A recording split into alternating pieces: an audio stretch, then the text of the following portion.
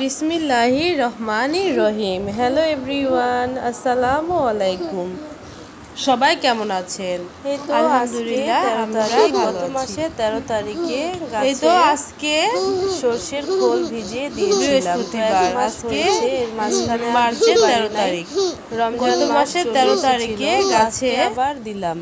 এই তো এখন বাজে বেলা 11টা। 2 দিন আগেই পানিতে ভিজিয়ে রেখেছিলাম সর্ষের খোল।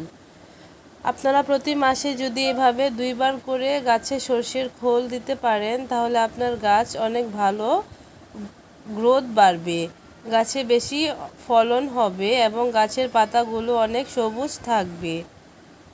গাছের 1 নাম্বার ওষুধই কিন্তু এই সর্ষের খোল। সর্ষের খোলগুলো দিলে দেখবেন আপনার গাছের প্রতিটি পাতা কত সুন্দর থাকবে, একবারে এভারগ্রিন সবুজ থাকবে এবং অনেক ফলনও বৃদ্ধি পাবে। প্রতিটি শাখা প্রশাখায় দেখবেন নতুন নতুন অনেক কুঁড়ি বের হবে। আমি প্রতি মাসে 2বার দেওয়ার চেষ্টা করি, কিন্তু এবার একটু দেরি হয়ে গেছে। তো এই আজকে দিলাম, আবার দেব আজ থেকে হাতে গুনে 15 দিন পরে।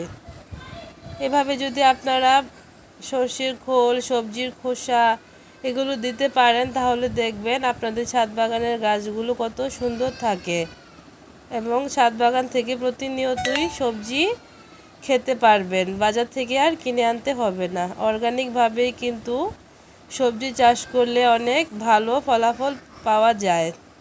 এই তো আমার ছেলে আয়াত কি সুন্দর করে গাছে সর্ষের খোল ভেজানো পানি দিচ্ছে, দেখুন। সে কিন্তু প্রত্যেকবারই আমার সাথে এরকমভাবে গাছে খোল দেয়।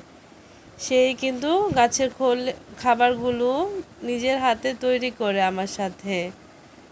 এভাবে কিন্তু এগুলো দেখলে কিন্তু বাচ্চারাও অনেক উৎসাহিত হয় এসব গার্ডেনিং করতে। ছোট থেকে যদি তারা এগুলো শিখে, তাহলে আলহামদুলিল্লাহ তাদের মনে একটা ইচ্ছা পোষণ হয় যে আমরাও বড় হয়ে এমন কিছু করব। তো আপনারাও কিন্তু ট্রাই করে দেখতে পারেন এবং আপনাদের বাচ্চাদেরকেও কিন্তু আপনারা উৎসাহিত করতে পারেন। তো সবাই ভালো থাকবেন। আসসালামু আলাইকুম।